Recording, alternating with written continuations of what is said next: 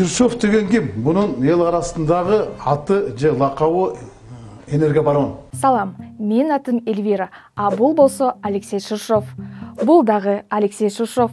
Алексей Ширшов аттуу адам чет өлкөдө дагы бар. Ал дагы экс-чиновник. Бирок биз кыргызстандык экс-чиновник тууралуу сөз кылабыз. Ушул аптада Ширшов аттуу фамилия чиновниктердин оозунан түшкөн жок. Эсиңиздерде болсо, Алексей Ширшов бозгун президент Курманбек Бакиевдин тушунда кыргыз саясатына аралашып, жылуу жумшак орун тапкан эле. Кыязы ал кайрадан өзүнүн таасирин калыбына келтирүүнү көздөгөндөй. Демек, Алексей Ширшов деген ким? Ал үчүн Курманбек Бакиевдин заманына көз чаптыралы. Анда үй бүлөлүк кандык башкаруу орун алып, рейдерлик менен кошо атайын буйрутма менен киши өлтүрүү фактылары дагы катталган.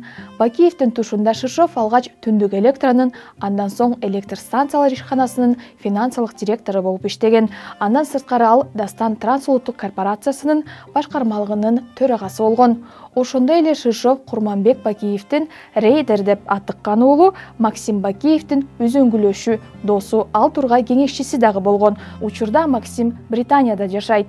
Иликтөөчү журналисттердин маалыматы боюнча, ал үй бүлөсү менен Сурей графтыгынын хан сарайында жайгашкан. Ал революциядан кийин аты жөнүн Макс Бакаев деп өзгөрткөн. Макс спорттун jiu-jitsu түрү менен машыгып, чемпион болууга дагы жетишкен. Эми Ширшовго кайтсак, ал мамлекеттик кызматта турганда Ширшовдун схемасы деген саясий фразеологизм колдонула баштаган. Аны уккандай эле энергетикадагы коррупция эске түшөт. 2010-жылдагы апрель революциясынан кийин Ширшов өлкөдөн качып чыгып, андан бери чет жерде жашап жүргөн. Революциядан кийин убактылуу өкмөт аны Интерпол аркылуу издөөгө дагы берген. Ага ишенип берилген мүлктү ыйгарып алуу жана коротуу айыбы тагылган болчу. Эми мынтип 12 жыл бою колго түшпөй жүргөн Ширшовду УКМК 10 майда кармаганын айтып, жар салып жатпайбы? Атайын кызматтын маалыматында ал Ысык көлдөгү Аврора плюс эс алуу борборунун аймагындагы 56 кымбат патерди жана 27 коттеджди мамлекеттик менчиктен чыгаруунун негизги уюштуруучуларынын бири катары коррупцияга шектелип жатат. Чындыгында ал абакта бир күн дагы отурган жок. Бишкектин 1 май райондук соту Ширшовду үй камагына кармалгандан жарым сутка өтпөй чыгарып жиберди. Эң кызыгы, ал УКМКнын өтүнүчү менен бошотулду. Тагыраагы УКМК өзү кармап келип, өзү үй камагына чыгарууну суранды. Албетте 10 жылдан ашуун Интерпол аркылуу изделген Максим Бакиевдин досу кармалганы бир топ суроолорду жаратты. Ширшовдун кармалышы боюнча шектенүүлөр парламент депутаттарында дагы жаралды. Мына ошондой энергетикалык тармактагы коррупциялык схеманын түзүүчүсү кече жарым сутка камалып туруп, кайра коюлуп атат. Эмне коррупция менен күрөш ушулбу Кыргызстанда?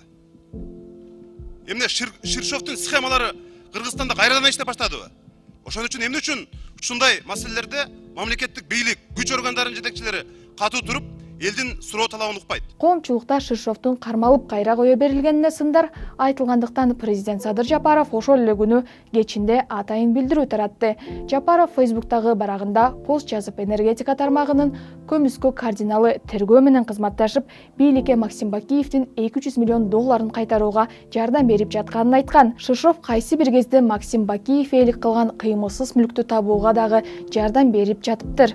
Ширшов Максим Бакиевдин мүлкүн, анын ичинде Аврора пансионатындагы коттедждерди ээлеп алган убактылуу өкмөттүн мүчөлөрүнүн атын айтып берген эмиш. Убактылуу өкмөт апрель революциясынан кийин өлкөнү жарым жыл башкарган.